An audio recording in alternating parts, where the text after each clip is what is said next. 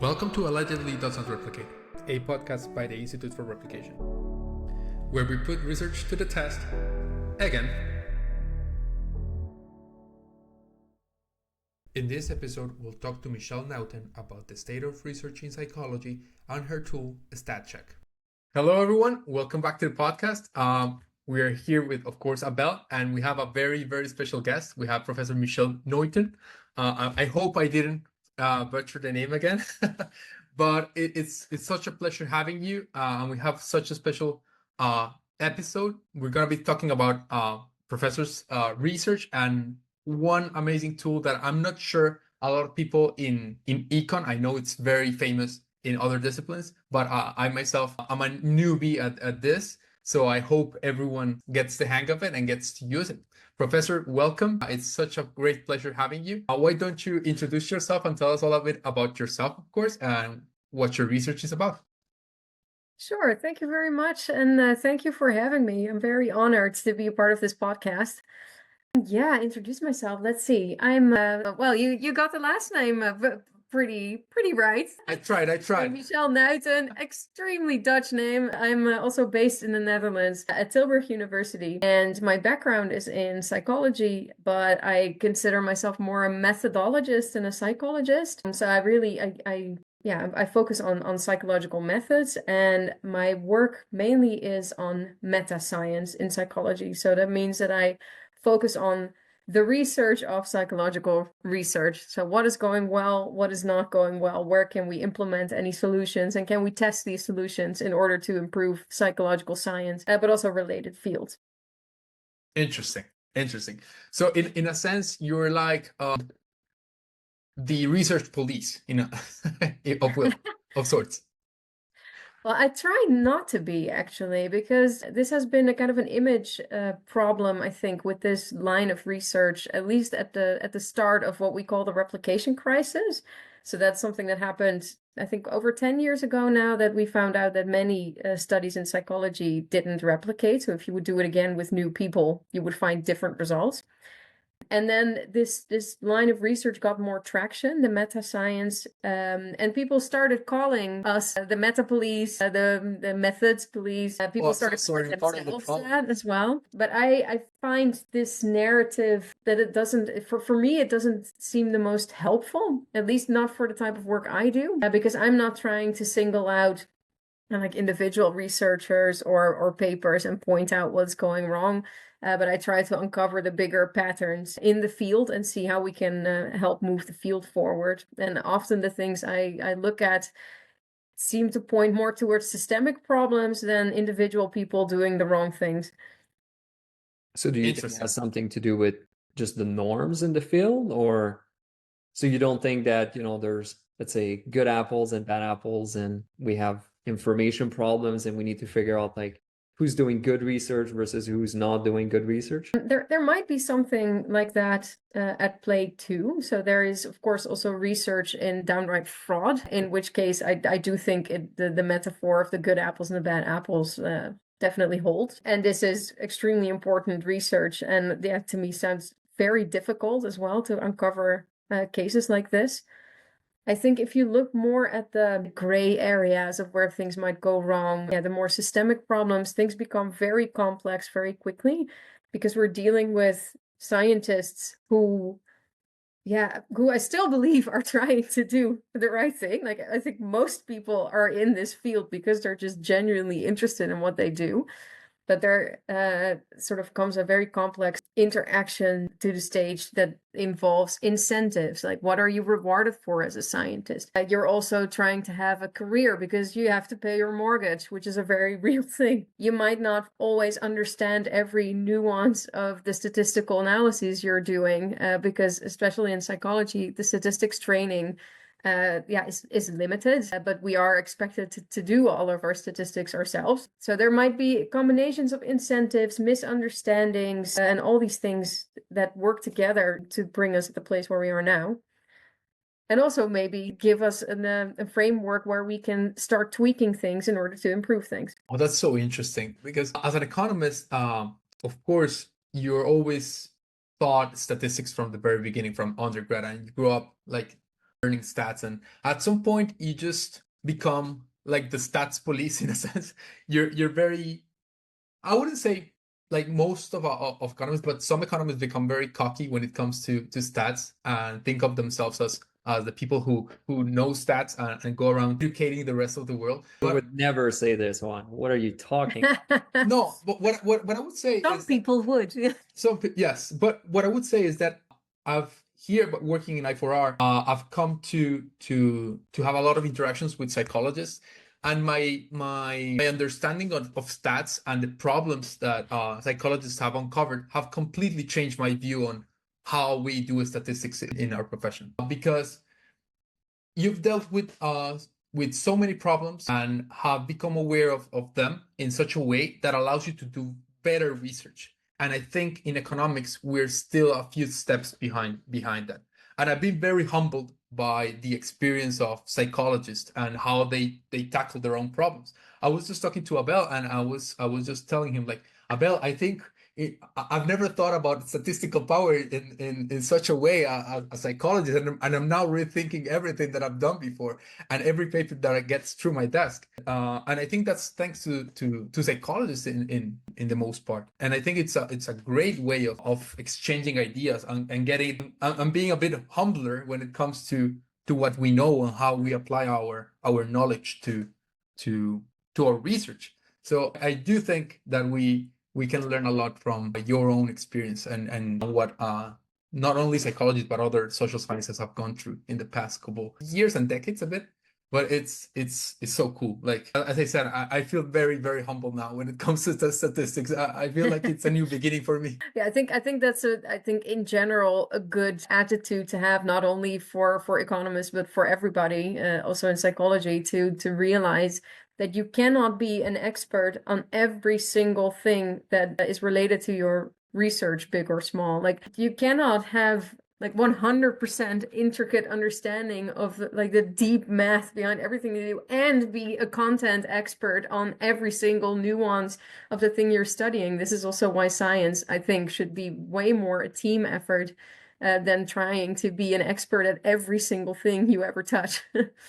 For sure. This is funny what you're mentioning, because I think, there's a lot of pushback in, political science, economics, and so on. And for a very long time, you would not co-author. And I think the same in many other disciplines, you would just be working by yourself and you would do every single thing. And you would be expected to understand everything from the content to, the setting, to understanding the methods, to writing the paper, to presenting, and you would do pretty much everything. The model, I feel, in the hard sciences and medical science to some extent is just very different.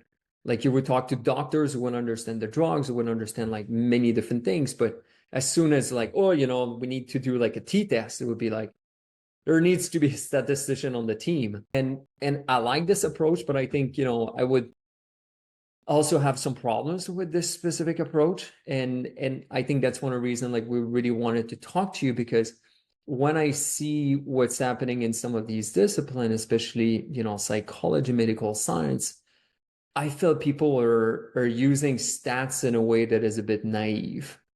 And I feel like having a statistician who doesn't understand basically the context is not always super useful, because we've reached a point where we have these norms where you have to find an effect significant at 5%. And if you don't cross this threshold, then the statistician just basically tells you like, well, the effect didn't work, the program didn't work, or the drug didn't work. And to me, I always find this interesting, because I've seen, for instance, a paper recently published in, I think it was New England Journal of Medicine, and like they have a p-value of 0.051. And it's a trial that was going on for 10 years with thousands and thousands of men who were receiving letters and invited to, anyway, an exam and whatever, and they conclude that this thing doesn't work. But when you read the study, you're like, well, the p-value is 0.051. And it's a huge sample size. It's not like 72 people on mTurk.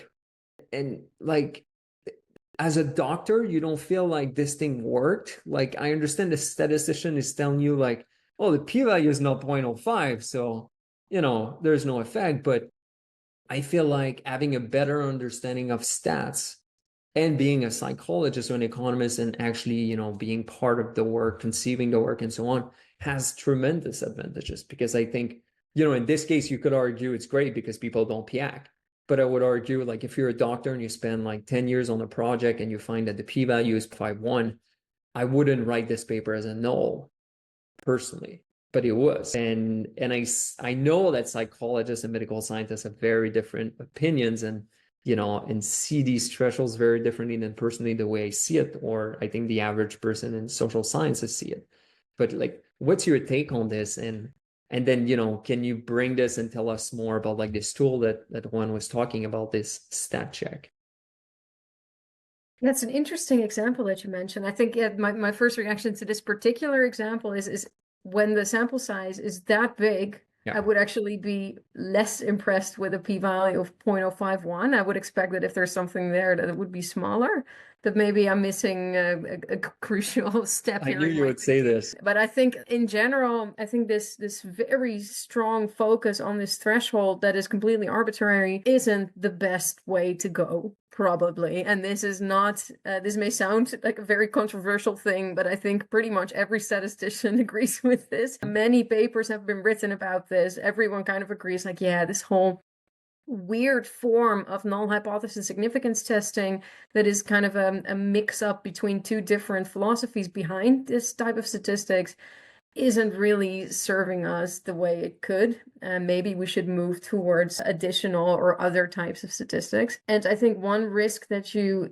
point out, like this sort of blind trust in a threshold and just throwing out a study if it doesn't reach threshold, but also blindly accepting that things worked out well if your study does meet this threshold, seems problematic to me. And especially if it's like so close around this value, like 0.051, there's actually evidence that some people admit to a certain questionable research practice, as they label it, that they intentionally round down such a p-value to fall just below the threshold. Also because they can easily justify it to themselves. They would follow the same line of reasoning, like, yeah, what in reality, what does it matter? It's pretty much the same value. And this actually comes into the tool that I developed, StatCheck, which is, the best way to describe it is as a spell checker for statistics.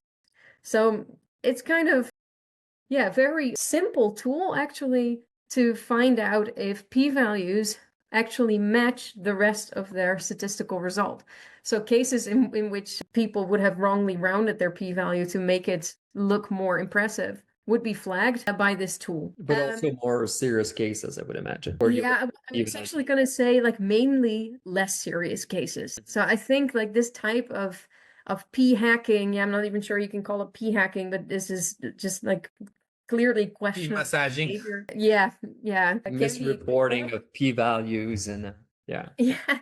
But I think like a bigger issue underlying it is also a misunderstanding of statistics, maybe not entirely understanding which values from your SPSS output you should report, maybe making copy-paste errors, but all cases in which your statistical results end up to be like a mismatched set of numbers, because effectively that's what StatCheck is looking for, like a set of numbers, a test statistic, degrees of freedom, and p-values that do not belong together. It means that you break this link between reported numbers and the underlying data. It's like it's not possible anymore to verify where this number came from. And if you want to take it to like an extreme statement, like this number immediately becomes meaningless because you cannot trace it back to the data it came from. And this problem with analytical reproducibility, as we call it in psychology, so that the data don't lead to the reported numbers, even if you do the exact same analysis, is something that really undermines credibility of results. So just to take a step back, so a lot of people listening might be wondering, but how do you get access to these other statistics? When I think of like, average study in political science, you would report a coefficient and, if you're lucky, standard errors and maybe the p-value. But I think, in other discipline, you have reporting guidelines, you're reporting even in the abstract, the exact values. You have, more than just the p-value and the coefficient. You also have additional information, and you're basically using that information to check whether, to stat check whether the p-value that's reported is accurate or not. Is that why it's feasible at the large scale? Yeah, you're absolutely right that psychology has developed very strict reporting standards, which is something I really love. There's very, very strict ways. Like there's I think already 6 or 7 editions of these reporting guidelines here in my bookshelves.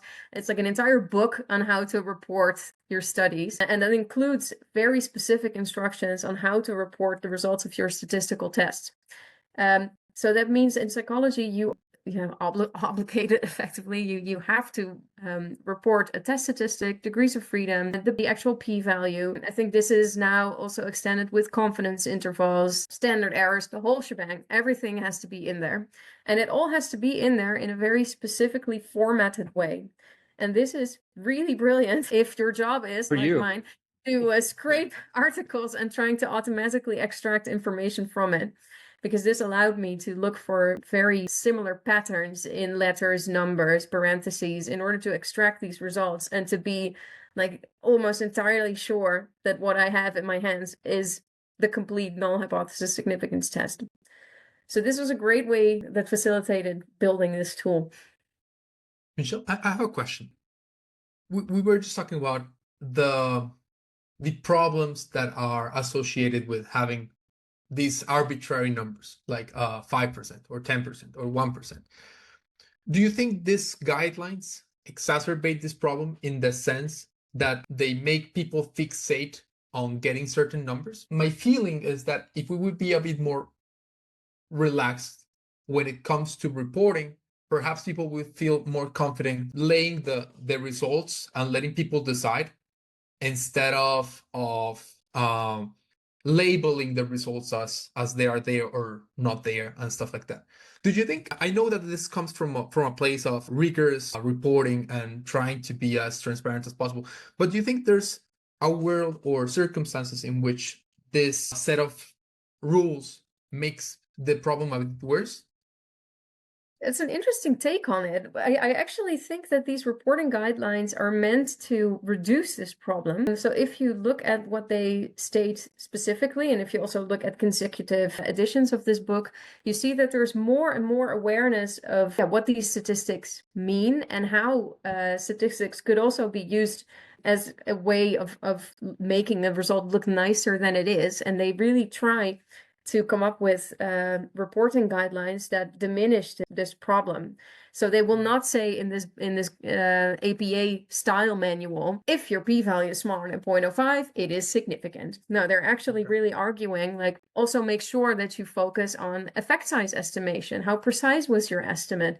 Justify what cutoff you are using if you want to make these like yes, no, significant, non-significant decisions. And I think if we would let it completely free, then we would maybe, like my hunch is, and I'm not sure if there's research on this, but my hunch is that things would become worse because people are very bad at like objectively evaluating information if they already have strong preconceptions of what they expect to find. So this is not necessarily malicious intent, but it's human bias where you are very likely to ignore evidence that goes against your expectations and much more likely to focus on the results that are in line with it. So I think that these reporting guidelines actually serve as part of a solution, but I think we are trying to fight very deeply ingrained habits in the field. So what was like a typical like psychology article like looking like, let's say 20 years ago, when we didn't have these standards, when before like the replication crisis, like were people just reporting pretty much whatever selective statistic that they wanted? There was no standard, so these articles would be much harder to read. Like, how do you think these articles are actually changing the way we consume psychology, like articles or just science in general? I think these guidelines are quite old already. I'm not sure how long they've been around, but I do know that over the years, more and more statistical information was required to report. So I think if you would look at a paper from 20 years ago, much less information will be in there. I think there would, I'm not sure when they changed it, but now they advise you to really write down your exact p-value, like, and not only say p is smaller than 0.05. But that, I'm guessing that 20 years ago, that was the case. So a much implicit focus on which side of this threshold does it fall. I think a main difference now, after this whole replication crisis has had time to gain traction and people have come up with solutions, is that people are much more aware that if you sort of start looking around in your data, you will always find something, and that if you present it at, wow, look how well I am able to search my data for this beautiful result, that is not a sign of good research, but a sign of just p hacking or data dredging, or however you want to call it. But I'm not sure. How do people do this? So what's your sense of, like, what is p hacking in psychology? Like, I have a good idea, and I guess I'm asking the question for people who are not in psychology, because like I've had to read for a project like hundreds of articles published in marketing journals and admin journals, also in, organizational psychology and things like this. And before I let you answer, I just want to say, like, these standards you're talking about, I think, are crazy important in disciplines like psychology and marketing and so on, because of the examples you gave. Like, people would not provide the p-value. They would say, it's smaller than 0.05, and you don't actually have the value provided. And they would tell you, well, there's 72 observations. Why? I don't know. They don't tell you why. They don't tell you when they collected the data. They don't tell you how many they dropped because of inattention test or whatever. They just tell you there's 72 observations, the p-value is less than 0.05. And you just read this, you're like, that's it? That's the statistics session. Like, there's nothing. I did good work. But it's this. Like, I think a lot of people in other disciplines don't understand what it looks like. And when you actually have to, like, read these papers, this is where you understand the importance of these disclosing standards, or whatever you want to call this, or just having, like, here's a template you have to follow for reporting your statistics. It's really, really important. And it's really hard for people to sort of grasp, like, what a typical, like, psychology of or marketing article, even I would argue in some journals, looks like today. To me, it was shocking to read these papers and just to have zero understanding of the methods used, of, like, what are the p-values, what's the coefficient, like, you just say that you find an effect and it's significant at 5%. I don't know why you ended up with like 64 observations. I find this, like, so interesting, because when I think of p hacking in psychology, marketing, and other disciplines like this, I think about things that are completely different than what's being done in non-experimental work, basically. It's interesting that you mentioned that, because it has been said that instead of calling it questionable research practices, we should call it questionable reporting practices, because a lot of what we consider questionable research practices in psychology have to do with not reporting things. So it's not necessarily the fact that you do different analyses on your data to see what different results might roll out. It's only reporting the one analysis that showed you the most favorable result, and not mentioning anything about these other analyses. It also includes maybe having multiple dependent variables in your experiment. So for instance, if you're interested in whether a new type of therapy works against depression, measuring depression with 3 different questionnaires, doing the analyses on all these 3 different outcomes, and only reporting the one that showed you the best result, and not mentioning in your paper that you actually have 3 different ways of measuring this. In a way, having, like, these more strict reporting standards does help to some extent, because you're at least forced to say something about it. Although in practice, I think it's only part of the solution. This is super interesting, because I mean, we were just talking about this before the episode with Abel. I think the way we think about reporting bias or p-hacking in economics versus psychology is very different. What I would consider to be p-hacking in economics would be tweaking your regression analysis until you find something. Like, and Okay. by tweaking, Specification searching. Specification searching, exactly. Messing with your standard errors or including or excluding controls, changing the way you measure your dependent variable, and throwing a logarithm at it, or playing with it in general. Meanwhile, in psychology, what I'm understanding is that it has to do with something even deeper, if you will, like when it comes to selecting who goes into the sample and leaving out who doesn't make it into the sample, dealing with different types of dependent variables, excluding one and just reporting one, as you said. How do you deal with that from a statistical standpoint? Like, I feel like it's way deeper, like, how do you catch this stuff, and how are you aware? The conversation we're having right now is like, this is what was happening in 2011 in psychology. Basically, I think, a lot of conversation about like, there needs to be better reporting standards, there needs to be pre-registration, there needs to be pre-analysis plan. And Michèle, like, you can correct me if I'm wrong, but I think all these conversations sort of came up of like this basic conversation that we're having right now. And I remember actually meeting Michèle at Berkeley. So there was the BITS meeting. And I remember when you started,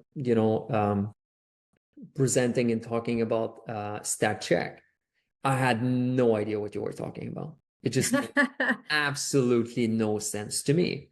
I remember that you said that to me. Because like, and this conversation, this podcast we're having right now is so frustrating. You have no idea. Because all these p-values that you grab just like this. In economics, I cannot do this. I need to read these papers and grab them manually. And I don't even have the p-value. I have the coefficient and standard errors. And I have the stars maybe. And I need to go over like all of this manually and grab this and read the papers. And there's like 50 stats like this per paper and so on. And then you get the psychologist like, wow, everything is in the abstract. Everything is so beautifully reported with a standard, and you can just use AI or whatever tool and it's just done in a second. So it's very frustrating. And I remember like thinking of StatCheck, but to me, StatCheck is like, I've always thought like, this is an amazing tool that fixes such a stupid problem. I've thought about this for years, and some people are listening to this and they have no idea what we're talking about. So imagine I'm a psychologist. I write a paper. I submit this to a top journal, and the main p-value is 0.051. Can I get this rejected because of that? Yeah, it's a good question. I've tried to look into the literature to see what we know about this, because the short answer is I don't know, and it will really depend. But my hunch is, and there's also some data on this, that this type of publication bias does not take place necessarily at the level of the journal, but at the level of the author. So that authors themselves might think like, my p-value is not significant. You know what? Never mind. I won't submit it. Or if it's so keep running the experiment threshold, then maybe I'll try some other things. Maybe I'll throw someone out until I reach this threshold and I can sell the journal a nicer story.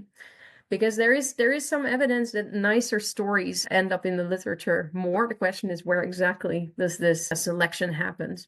But this happens because people think, correctly or falsely, I don't know, that the editor is going to reject, or the referees are going to reject, right? So, I'm not sure. It might also be that they themselves think it's less important, but my hunch would also be that they're afraid that they otherwise won't make it.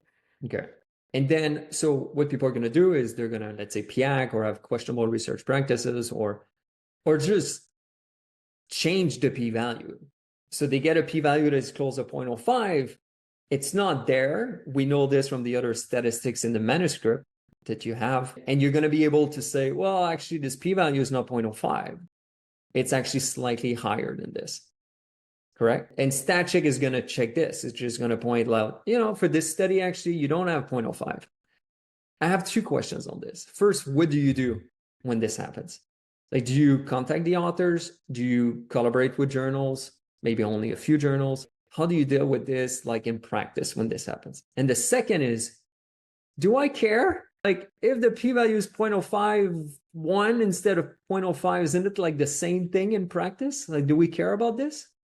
But I have a third question. I have to start writing things down. First question, what do you do in practice?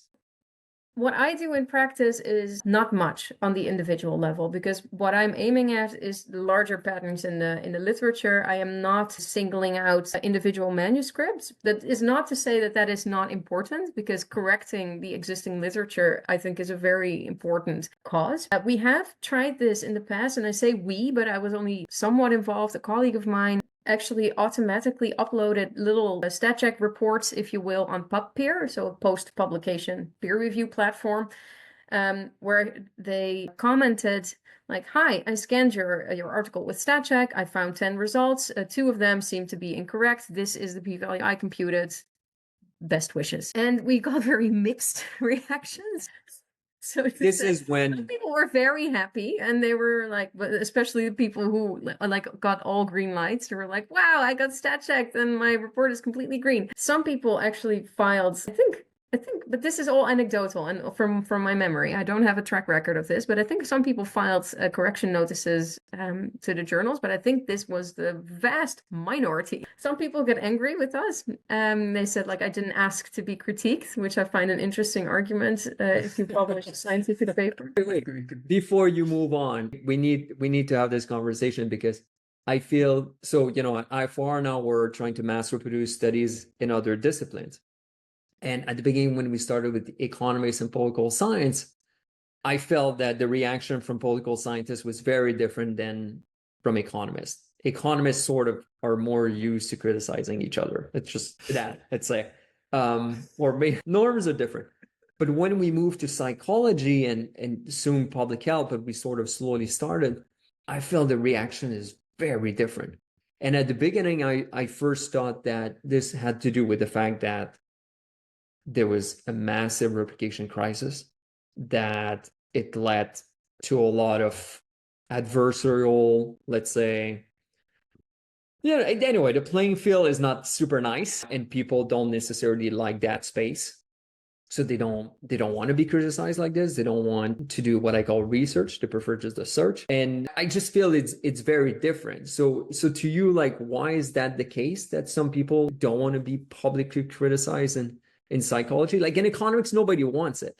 But I think people understand the value of it. Like, I've never received an email saying, "Why would you do that?" I've received emails saying, "I don't like it. I don't like the robustness checks that they've done. I don't like the report." But we've never really received email people saying, "Well, I don't want to be publicly criticized." Whereas I've received this in other disciplines quite a bit. I think what is going wrong in psychology, and that also has to do with the narrative or the type of conversation we've been having so far, is that people are very afraid that they will be sort of like pointed out as a fraudster. Like they're and that's also because there was a massive fraud case at the start of this replication crisis of Diederik Stapel, coincidentally at my own university. I don't think it's a coincidence. And people were very afraid that if someone pointed out errors or other what they considered shady practices in their work, is that they would be marked as the next fraudster. Whereas this is, I think, a very harmful way of looking at this.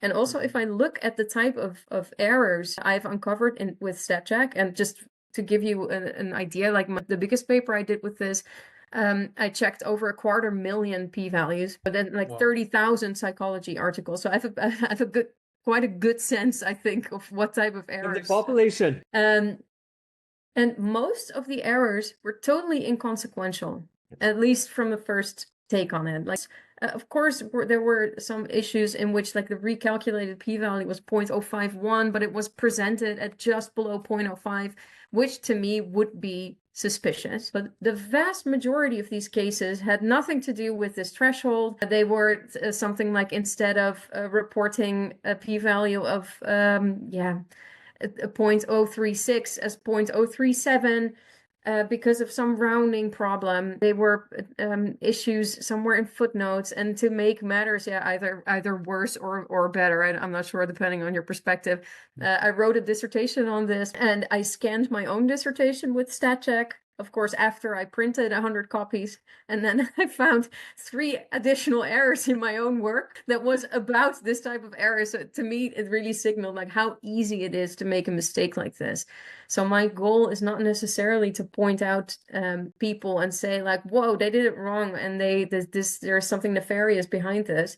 But to highlight that it's really easy to slip up if you have to report a lot of numbers in a manuscript. You also make a number of typos, but that is fixed because there is a spell checker in your word processing program, but you don't have this for statistics. So I do think it's an important issue, but that has more to do with the important link between underlying data and reported numbers, and that you need to be able to retrace steps in order to trust what's going on, but not because there is something malicious behind it, but because a mistake is very easily made and we have no methods in place to automatically fix this. I find it so interesting because in a sense it speaks to IRR's mission. So do you think it has changed, like StatCheck has changed the way people conduct research, in the sense that they expect their work to be put through StatCheck, and in that sense you've seen a drop in the number of such mistakes? Is it the case that you've seen like a change in the equilibrium, as we call it in Yeah, it's a good question. I mean, StatCheck does have large take up. Like there is I think it's an R package behind the scenes, but it's also a web app. And because I changed servers, I don't have the most recent traffic numbers, but I know that the package has been downloaded over 40,000 times, and there's just constant traffic on the web app. Some journals have implemented it. So I do think it has become more mainstream in psychology, but I wouldn't dare to say whether it has really changed the way that we do research. Probably not. But I do think that at least for some journals, they also mention like, hey, we might check your manuscript in StatCheck. So just as a heads up, maybe you want to try that yourself first. And I think it's just Abel, you said it, like it seems like a solution for such a stupid problem, and I totally agree. Yes. And that's also why I think it's so nice if we can have this a very simple tool for a stupid problem on this side of the publication process, so that you can remove these stupid errors from your paper before it ends up in a published version. Yeah, I mean, when I say stupid, I think for the most part, I think they're stupid errors. It's just, you make a mistake, and it's just the way you're going to, for people like who are confused. In psychology, often you wouldn't necessarily have tables, but a lot of the statistics, I would say something like, I remember checking in marketing was something like close to 45% are in the text. Yeah, maybe even more.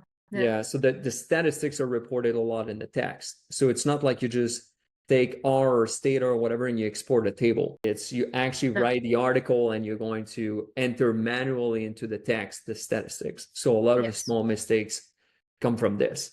Because personally, and a lot of people think I'm completely crazy, but I manually take my table and I manually insert it the first time into the manuscript. Then we do it manually. My co-authors are telling me I'm crazy, but I like to do it manually because I just figure out like really what's going on by manually taking every single statistic one by one, and it gives me like a better understanding. But anyway, if you do everything by hand like this, and you have to some extent when the statistics are in the text, it leads to problems like this. So I think a lot of these mistakes, and that's what took me a long time to sort of understand, like, what's going on in psychology, marketing, and other discipline is this. But I think there's still, for some statistics, people were completely, fudging the system, if you will, that sort of cheat. And you could think of it as, you have a p-value that is slightly higher than 0.05. You're trying to make it look like it's significant. And even for this, I don't know if I care too much personally. To me, a p-value of 0.04 or 0.06 is the same. I treat it the same way. Actually, I would argue in both cases that it's probably not very informative, and you would need, I think they equated the p-value with like what Bayesian evidence you would have for it, and I think both, like even if your p-value is below the 0.05, but it's like 0.04, that it's still like, Okay. we still effectively know nothing. So what's the solution? So where do you position yourself? Because some people want that we use a 0.01 threshold. Some people are saying even less than this, 0.1%. Like what's your stance on this? These thresholds, I don't think we'll ever get rid of them because people need the clarity of them, or at least the seeming clarity of them. I think the solution is really going to be in how we do science. Like, what are the systems within we do science? So you already mentioned pre-registration. So before you set out to collect your data, write up your entire plan, your research questions, your hypotheses, specifically which analyses you're going to do, what are going to be your primary outcomes, everything, in order to safeguard yourself as well from trying to fall into this trap of, oh, look, this looks interesting. Maybe this should be my primary outcome, and then be hacking without you even being aware of it. So things like pre-registration becoming more the norm, sharing your data so that other people can try out these different analyses that Juan also mentioned. Maybe it's completely justifiable to do a logarithmic transformation on your data, but it's nice if other people can see what effect it had on the result. We need to start looking at recognition and rewards differently. Like, should you get tenure because you have an X number of publications in a star journal? Or should you be rewarded because you're doing solid science and you've been working in a team and you've been sharing and curating your data very well? And this is a very complicated thing to try and change, but I do see a lot of steps in this direction, and not only from the researchers themselves, but also from the bigger stakeholders, like the funders, the universities, the journals. So I still have a lot of hope that we are moving in the right direction. It just might be a bit slower than we would like to see. Now that you touched on the pre-registration and this sort of stuff, I'm someone who works a lot with observational data. Like, what should we do in this world where we cannot pre-register what's already there? Like, is there hope for us? Well, yes, I think. So good news. I am not an expert on, and when you say observational data, do you mean like data sets that are already out there and Yes. you do new analyses on them? Yeah. Yes. Yeah, so I think we call this secondary data analysis in psychology, and there have been people working on pre-registration templates specifically for situations like that, because they argue you can still pre-register, it just looks slightly different than if you really have to go out and collect the data newly to yourself. But there's still ways to deal with this. And there's also ways around it where you can partly blind the results by adding some noise to it and then doing the analysis, but it becomes a little bit more technical, I think, quite quickly. But I think there's very many different strategies we can use in order to safeguard us against these human biases that we have of like over interpreting spurious patterns. And I think in economics, you are very aware of how this works, or at least how you have to control for different elements. Maybe we just have to focus more on how this works in combination with how our minds work as researchers ourselves. Fair enough. And I have one big, like very big question. How did you come up with StatCheck? Is there like a story behind it? How did the idea pop up? A long time ago. I think this was That's a long time ago, Michèle. It was a long time ago. Yeah, I know, this is very confrontational. No, this is, I think, over 10 years ago now. I was studying in Amsterdam, and in the end, he became my promoter, but I was still studying, so I'm a teacher, I guess. Jelte Wicherts and Marianne Bakker were both working on checking the quality already of psychological findings, and they found by accident, they found pretty blatant wrong p-values in a pretty high quality or seemingly high quality journal.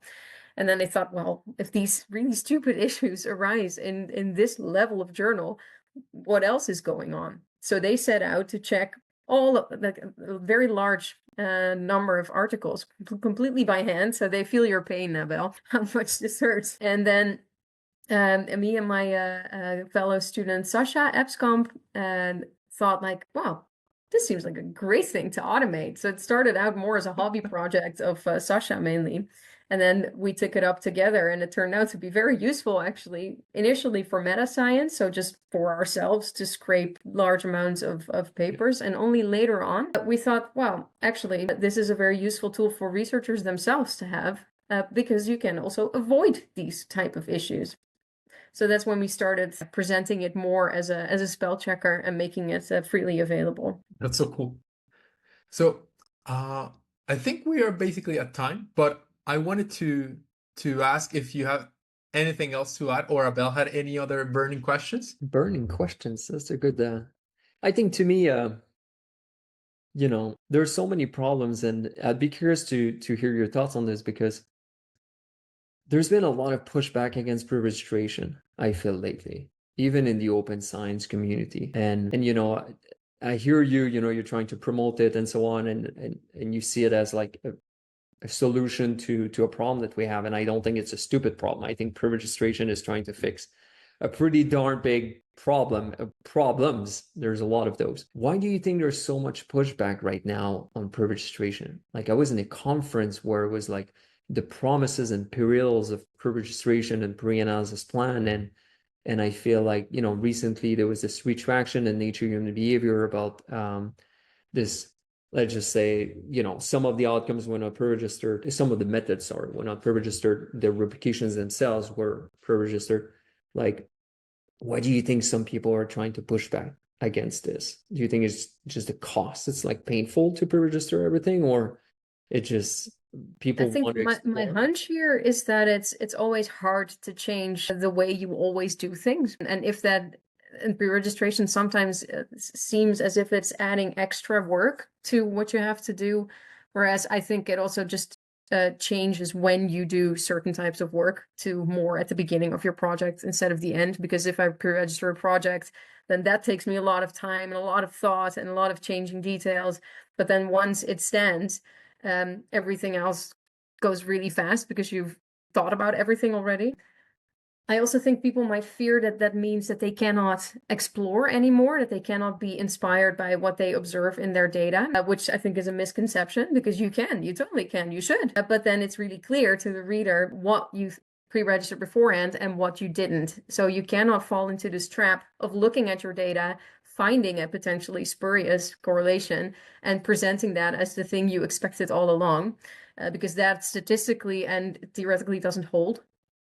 I do think I agree. I'm a proponent of pre-registration. I think it also, in theory, it has just elements that should be part of the scientific, if the way that we do science.